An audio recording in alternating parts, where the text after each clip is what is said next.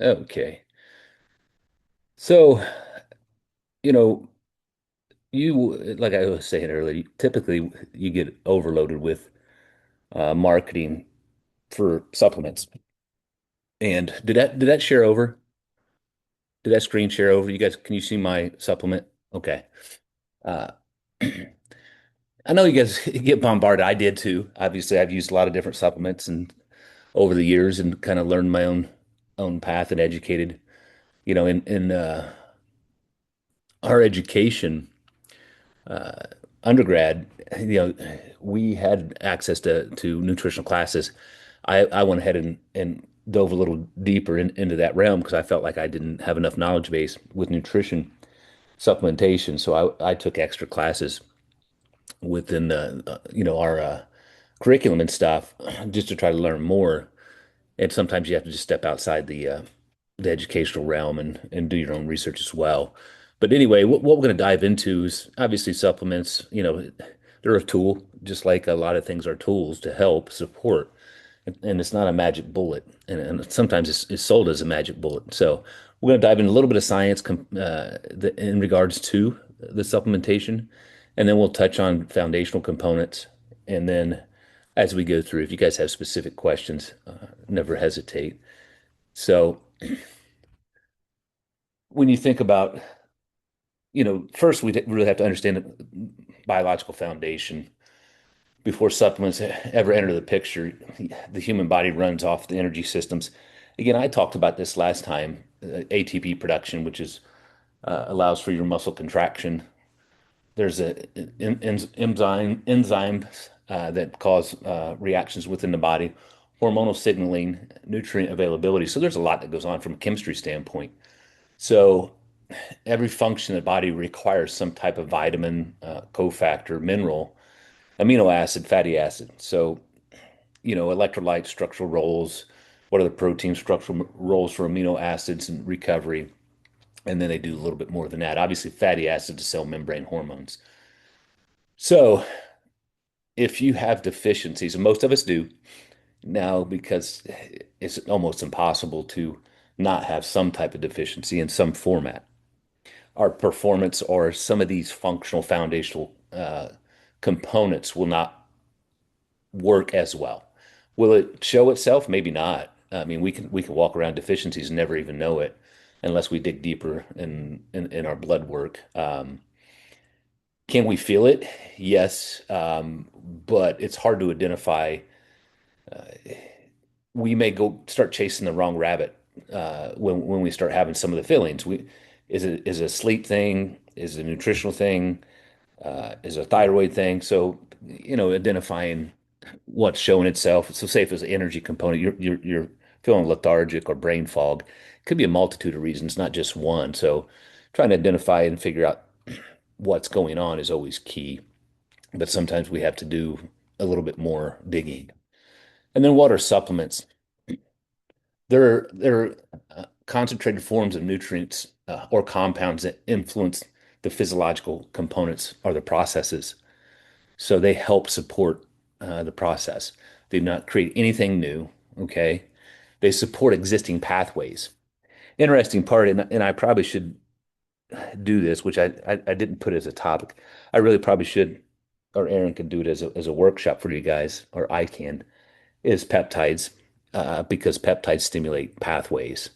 That would fall kind of, I would say, um, what I'm seeing now in the marketplace, just from a social media standpoint, peptides are trying to take over the supplementation market, which is not necessarily a great thing because there's a lot of different levels of peptides that you may not want to mess with. But that's a whole nother. Again, we probably should do some educational around that. Um, but they support existing pathways, increase efficiency of processes already happening. It's a support component, and they may correct deficiencies that impact function. So, I got a question about creatine the other day. And hey, and some of you guys, I jumped in and helped Aaron. Sometimes I'll answer some questions on nutrition for you guys. So if you see me pop in every once in a while, that's probably because Aaron's stuck.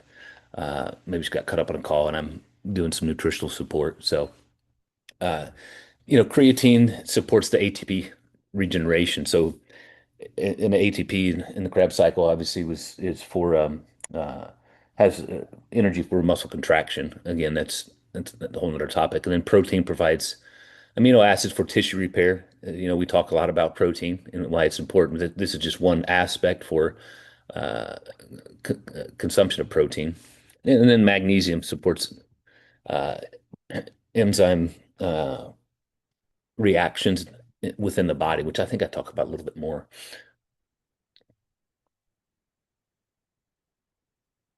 So, what can supplements do for you guys? There is a positive component, otherwise they wouldn't be manufactured and made.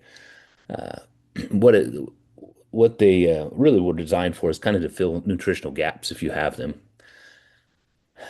and then correct documented deficiencies. Again, we talk about that a lot because now we have, as our technology changes and access to more data for the general population, then you can prescribe a little bit, but I shouldn't even say prescribe. You can fill the gap with, with supplementation, come back and retest without really having to utilize a medical professional as far as like a doctor, because many times they don't have enough time, uh, or maybe they haven't done enough educational, specifically in the nutritional realm.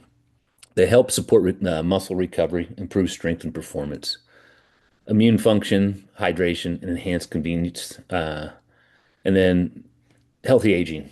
Right. So as we age, sometimes our systems start start showing wear and tear, and we may need different nutrients to help support the aging process. Interesting part, supplement industry is worth over 180 billion globally, continues to grow each year. Um, I know a few years ago there was a ton of crackdown because there needed to be, because they were not, and I don't know, I haven't went down this rabbit hole in a while. Some of these, even a CVS, Walgreens, and things of that nature, were not putting enough, I think, regulation on the supplements they were selling off the shelf. And some of the supplements they were selling did were not being third party tested, and some of the components inside were not necessarily what the label said, or remarkably off of what you were buying, unfortunately. And they had to do some crackdown. I think they probably should take another level, really. Um, the other thing that you want to really watch for, and I, have to navigate this, and I've always had to navigate it because I've fell in this trap as I wanted specific results, or I was looking for specific things. Products are marketed with exaggerated claims many times. So, and then you got to watch it, the social media component instead of science. Um, and then many supplements just don't have the backing of really good evidence of does this truly work?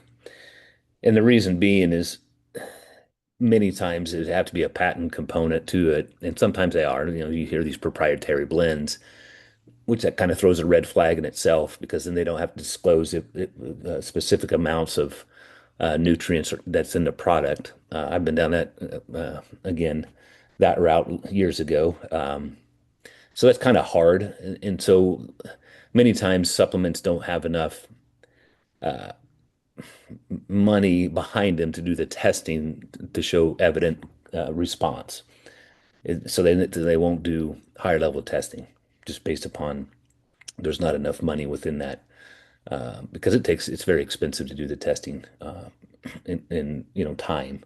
That's what you see a lot of this stuff go on within the pharmaceutical industries. An interesting part is I was listening to a podcast the other day. Dr. Huberman was interviewing another doctor who's an expert in peptides, and he was really educating the individuals. It was very educational on why some peptides are not FDA approved, because the pharmaceutical companies can't hold a patent on them. And if they can't hold a patent on them, they can't make money. So, any compounding pharmacy could sell them, which was quite interesting. That's the same thing with bioidentical testosterone. And the reason, and if they, and I think they really need to deregulate it even more. to have to allow more people to have access to it, male and female. It got black boxed years ago from a bad study, and the evidence has proven it wrong. And for some reason, well, for a multitude of reasons, I don't think the pharmaceutical companies would really want you guys to have simple access to that hormone component, which I think everyone should, but that's another story. Um, so it is easy to spend hundreds of dollars each month without it, addressing the true cause of maybe you're feeling fatigue, recovery. You think your progress is slow, and then we try to figure out, okay, hey, can I get a supplement to kind of hack the system? Um, I always look at it, and we're going to talk about this. We've got to work through the foundations first. So supplements should support a healthy lifestyle, not replace one, right? It's there to kind of amplify and help. So what are supplements? What aren't they, right? So supplements do not create fat loss, do not replace calories or protein. And when I say do not create fat loss, you may see fat loss supplements, right? Um, that is to try to create a better environment for fat loss. They cannot, they, if they had that specific supplement, it would be worth a lot of money because it would cause you to go into fat oxidation, which they don't have. Now, GLP-1, one of the stimulating components of that is to help your body go into fat oxidation, which is interesting. But they do not override poor sleep or stress. Uh, can they help support those components? Yes. Uh, and they do not fix inconsistent habits. So they amplify what you're already doing well, really. And it could be good or bad, right? So here's again, you've heard me talk about this. The foundational components that we try to incorporate within your program, and they're so simple to do, and they're so simple not to do. So one of the foundational components, obviously, sleep, nutrition, training, hydration. You get those, up to 90%, you're doing really well, right? And then you come and kind of fill the gaps where you may not be hitting those marker points where you need to. So, your protein intake, calorie control, meal timing. And then obviously, here's some foundational supplements is protein powder, creatine, omega-3 electrolytes. And then I probably vitamin D3K should be in there as well. Um, and then we would go level four. Again, you guys may have heard me talk about this. That's where you go specifics in blood work because you can go really, really specific in deficiencies. I mean, obviously, it's going to cost a little bit more money, but you can do a panel that's going to really identify your deficiencies. You can address them with supplementation. You come back and retest. But obviously, it's going to be so important to have the foundational components in place. Otherwise, if you keep trying to address the deficiency and never fix the foundation, it's just it's going to be a losing battle. So energy, obviously, there's from the mitochondria using nutrients like glucose, fat, and amino acids. So this is metabolism energy system. ATP, adenosine triphosphate. This is your body's energy currency. To produce ATP effectively, you need some of these components within the system, right? Magnesium, B vitamins, iron, oxygen. If these are low, fatigue, performance, recovery, all can be affected. And again, this is like a higher level snapshot of how your body functions. And we jump over to the protein supplementation, obviously we try to teach you guys if we can get it from, a natural source, great. That's the highest component. Then obviously if we're missing it, we supplement it, right? I supplement it. I actually have right here, um, you know, RTD. I use it where I need it, just based upon convenience factors. I had a doctor's appointment this morning and I just didn't have, after I'd eaten breakfast, didn't have time to really dive into a lunch, and that'll fill the gap until I can get some more calories in. But you use it where you need it. So protein, obviously the amino acid components, it's so important. It stimulates muscle protein synthesis, supports recovery and metabolism. Key mechanisms, leucine activates your mTOR pathways. It triggers muscle growth. So having those amino acids and that leucine there, it's going to help with turning over and growing the muscle, turning over protein. And then, daily intake again, this is general because obviously we try to make it specific to you guys.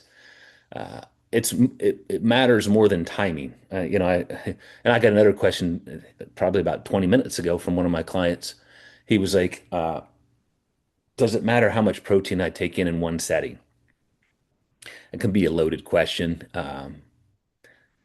It's with protein, if you're eating it in a natural source, you're going to only be able to consume so much. You'll get full. I just told him your body is only going to consume and utilize what it needs. So I gave him a general response because that is really you hear a lot of different components of how much you can absorb. Your body's going to take it in and then use the other sources as a calorie, and then obviously process it. So 30 to 50 grams per meal is just a range. Sometimes I get more than 50 grams in a meal. I might push 60. Am I utilizing all as maximal as possible? I really don't know. Again, that's a loaded question. Again, protein powder is a convenient tool, or RTDs. It's not always a necessity if it's in the foundational components of nutrition, but use it where you need it. I get this question a lot too. Creatine. I think it should have it's moved over into a foundational component that everybody can utilize it, and it's going to be beneficial. It's not going to be harmful in any format. You get creatine from in your diet from animal sources, so just any animal protein you're consuming is going to have a creatine within it. So you get it in your natural diet. Supplementation just helps have more availability. It helps increase phosphorus, and that's what availability I'm just talking about for ATP, but phosphocreatine stores and supports rapid AT regeneration. So being able to produce energy, I'm just going to make that general and short. So it can help with increased strength, so muscle contraction, increased power output, improve recovery. So those are all the components that having a little bit more creatine available on top of your diet is beneficial. Again, supports brain, energy, metabolism, cognitive performance. I think I've talked about this. It's the only supplement that crosses the blood-brain barrier. So there's just a lot of cognitive components that we see nowadays. We're kicking over. Yeah, that's a great question, and I get this a lot. Don't feel like you have to overload some of the supplementation with creatine packaging. They're like, oh, you have to do a load cycle. I wouldn't. Just you can keep it at a lower gram, um, and and consistency. It's more consistency. Don't feel like you because I know when I have to look back. I have to look at the one I actually have.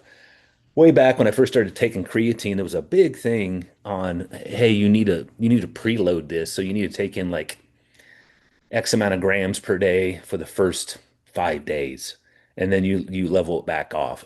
I got to look at some of the packaging is still to see if they still do that. You don't necessarily have to do any type of loading. Now, I will say this: you can have a little bit of water retention when you're on creatine, so you may um, hold and your scale may change slightly, but just pay attention to that. It's not a bad thing, but you may have a little bit of water retention while you're on creatine. So again, they've tied this to a lot of cognitive as well. So specifically for the aging process. But great questions. Hopefully that answers it. And then we pop over into the omega-3 fatty acids. Again, I've talked about this a little bit. Unfortunately, a lot of the processed foods have it's fortified with omega-6s, which is causes inflammation. I think it's yes in there right now. I could probably read my presentation, but we really as a as our diet is right now, we don't consume enough natural sources of omega-3s from our daily nutrition. So we have to supplement that. So EPA and DHA, you will see that on on the packaging. And if we've got given you guys any recommendations from the uh, the full script, the reason we started using that, we actually got exposed through when we did some high level optimization with a doctor. They use full scripts, and I understood why, because what they do is they only take supplement companies that have been third party tested and they have some legitimacy on what's in the product. So we feel safe. Uh, any full script product, they back it up. So most doctors, we have access to it based upon our degrees. There's some practitioners like nurse practitioners, probably nurses and you go down the line have access to full scripts. Not everybody has access to it. And it's been a great tool for us because then we don't have to worry about the quality of the product. They do that and source that out. So, but anyway, any of those omegas you get from full script's going to have the EPA, DHEA, or DHA, excuse me. So supports cardiovascular function and all of cell membrane. It's going to help with pulling down inflammatory response. And again, our diets are too high in omega 6s, pro-inflammatory inflammation. So just by adjusting your diet, you can pull your inflammatory response down. And then it, as we pull omega 6s down, we want to, what happens with omega 3s and fatty acids, we can only take so much in. If we're loaded up with omega 6s, we're just not going to be able to utilize the omega 3s. So it's really important to try to pull down some of the processed components and then obviously increase your omega 3 fatty acids. And then poor recovery, increased inflammatory response.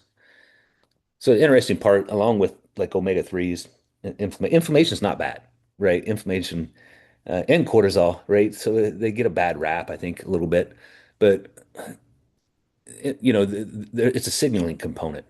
So I could probably do, a presentation on that, but um, they're not necessarily bad, but controlling your inflammatory response is good. We don't want to have chronic inflammation. That's where we get in trouble. So electrolytes. So, and I've had a conversation with a lot of you guys around this too. Nerve signaling, muscle contraction, fluid balance. You want to have the sodium, potassium, magnesium. Hard part is some of them are loaded up with sugars or sweeteners, and we just got to kind of work down that those components. What makes the most sense for you? If you have deficiencies, fatigue, muscle cramps, reduce performance. Then we go into the micronutrients. Again, you can go into the blood work to identify some of these components. So vitamin D, um, hormone like function, immune system, testosterone support. I'm on it, even though, and we monitor this because interesting part, obviously, depending on where you live, how much sun exposure you have. So for us in the Midwest, obviously once fall comes, if we're not on the supplement, even in the summer, I still take a dosage. I just don't take as much. I drop it off, and I just monitor it. But anytime, you know, winter comes, we just don't get exposed to enough sun to our vitamin D's are all they drop. So I'm on it obviously for a multitude of reasons, and testosterone support is another one as well. And we jump over and look at iron, oxygen transport, the hemoglobin. It's very important, and like how you feel and the functionality. Low levels, fatigue, poor endurance, and then the magnesium. Uh, so there's going to be this magnesium allows for a lot of chemical reactions. So enzyme reactions, recovery, sleep, stress, and some of you guys use that, and it can be used in a lot of different formats. B vitamins, energy metabolism, nervous system support. So again, these are some of the foundational components. I think I jump into, yeah, it's more specific. So we start jumping into more specific for women. It's going to be iron deficiencies. So we look at, and then bone density. So we look at calcium, vitamin D, 3 and K, and then iron, if you need that and monitoring that. So we see that fluctuate. And then hormonal function impact, energy recovery. And then we see this a lot. We try to address this in the front side with you guys, and that's going to be with protein because we see that. be underutilized a lot with more females than males, but not always. I have male clients I work with that are tremendously underproteined, and we have to work on getting that up in a natural format first.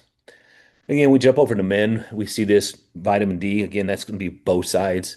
Testosterone support, hormonal support. I'm on actually vitamin D3K and zinc hormone production. Again, I've for my testosterone, and then I have some other stuff with some of my other hormones are not functioning well. My so I'm on a specific protocol, so I take a lot of this stuff myself. Magnesium, sleep, and recovery. I'm pretty good with that one. Again, I use creatine for performance, obviously muscle recovery, cognitive support. Again, when we get in the culture, we start seeing people, follow trends, stack unnecessary supplements, take too many supplements. Happens quite often. Dosage and reaction, again, we and I'm guilty of this. I've wasted a lot of money over the years trying to figure it out.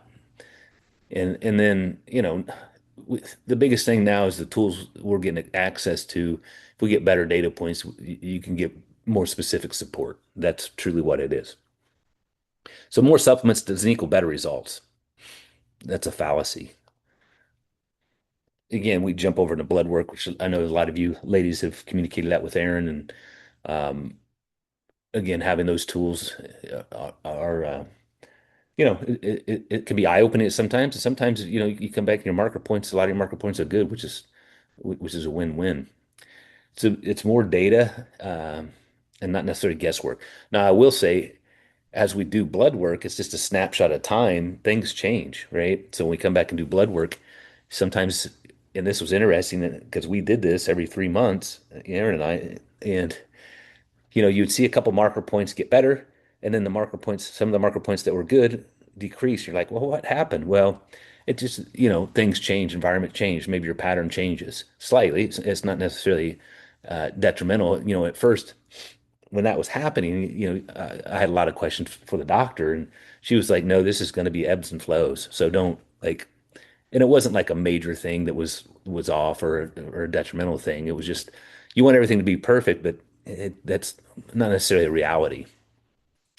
So it may show deficiencies, obviously hormone components and metabolic health. Those are all important components.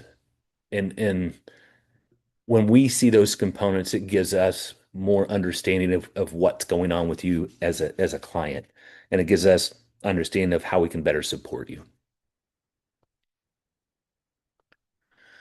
And then this is interesting because this is the hard part with why going this route can help, because what we may have is fatigue, right? So some people say I don't feel well, I feel sluggish, fatigue. It could be any of these components. It could be iron deficiency, thyroid dysfunction, low vitamin D, sleep, low calorie intake. We got to figure out, okay, kind of process of elimination. Okay, our calories are good. What we monitor our sleep because we have the devices to do that, and we have data points on that. Uh, what's our vitamin D level? What does that look like? Okay, what is our thyroid function? Multitude. There's not just one. And then, hey, do we have an iron deficiency? So, you start working through some of these the components, but ideally, let's get the foundational solid, and then work our way through the deeper, more extensive things if we need to. So, just like I was Hashimoto's. I didn't feel like my energy was off. I didn't know any different.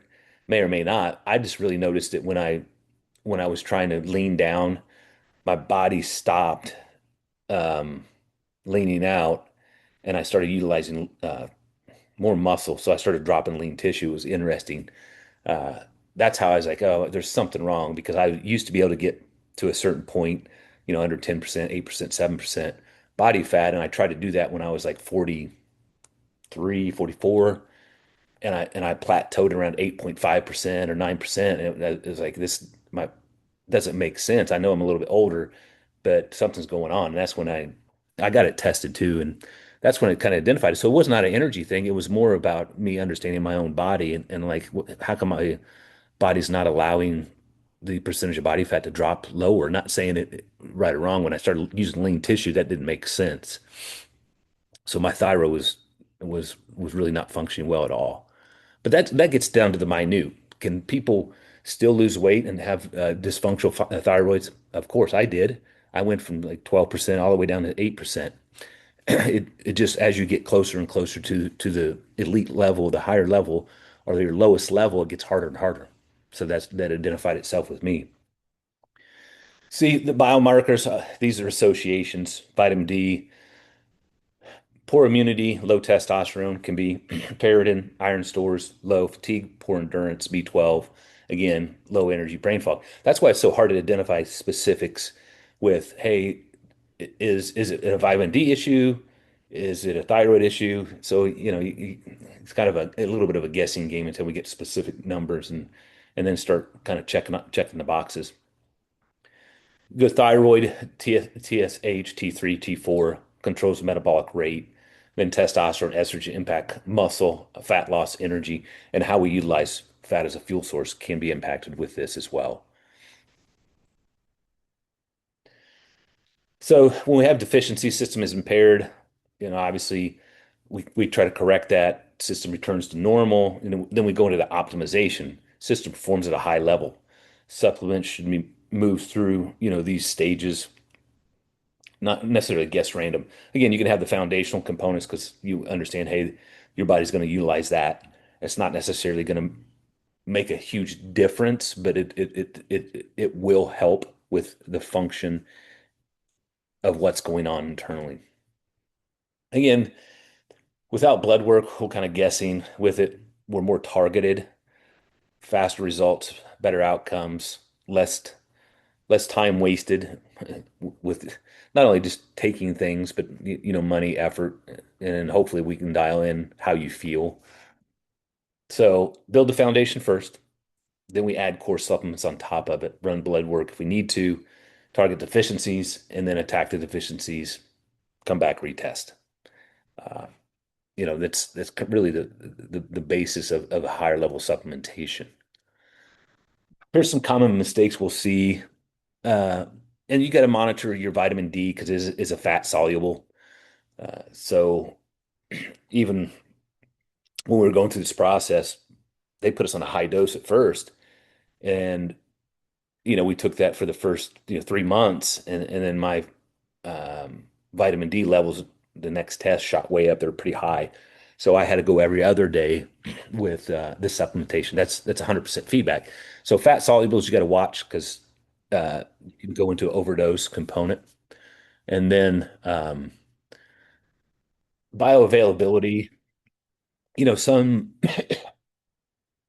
Some of them, some supplementations may have absorption issues, how you consume them, and or in what format, right? There's different ways you can take supplementation from a fluid standpoint, from an oral standpoint.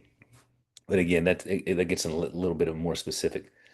Taking conflicting compounds, or what I've seen a lot of times is we're overlapping in the compounds we're taking. What I'm saying there is we're taking, B vitamins in this and B vitamins in that, and we're taking all this, and so you're taking in a crap ton of B vitamins. So just being careful when taking a multitude of any types of supplementation. Buying supplements before improving nutrition, right? Um, because what the supplement's going to do is kind of hopefully address any of the components that we're not addressing through our nutrition, but it's not going to fix the nutritional problem. That's always the wrong mindset to go at, and that's what a lot of marketing is pushed to. It's like, hey, take the supplement, and you can still,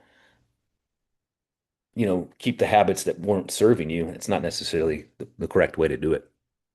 Um, Protein intake, again, we try to address that with you guys. Taking random recommendations from social media, you want to try to watch that.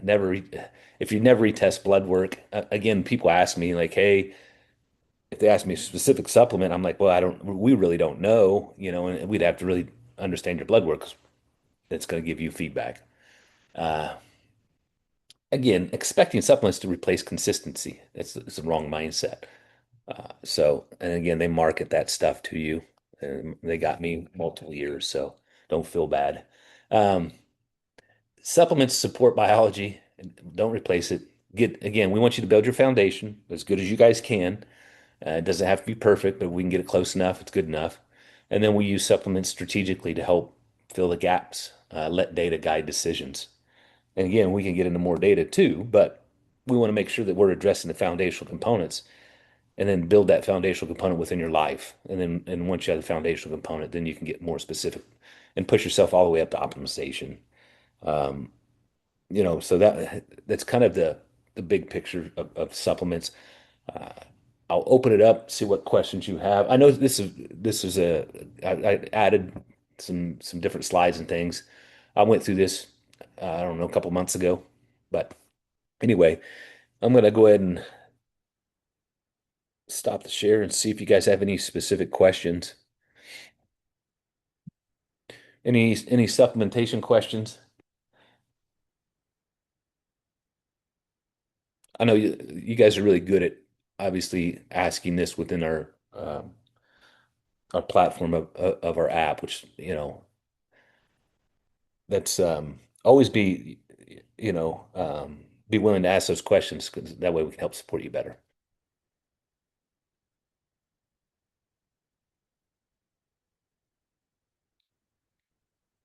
No questions.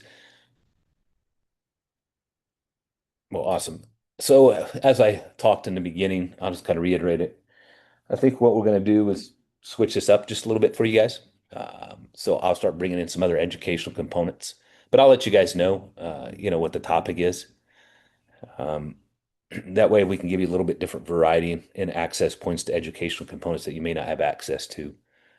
Uh, so we just got feedback that, hey, you know, is there a way that we can start bringing in some programming stuff, some application stuff, which we can. We have it all. Just what I'll do is I might put another survey out to you guys on some of the topics that would kind of be most beneficial. There's a lot of stuff I would like to talk about, but it may not be pliable to everyone. So um, I'll put another survey out. I think that's the best strategy for it, right? And then what we'll do is we'll get a rotational component where we still have nutritional access or our nutritional education, and then we'll also pull in some of the topics that you guys may feel most beneficial to what's going to impact and help you. So awesome.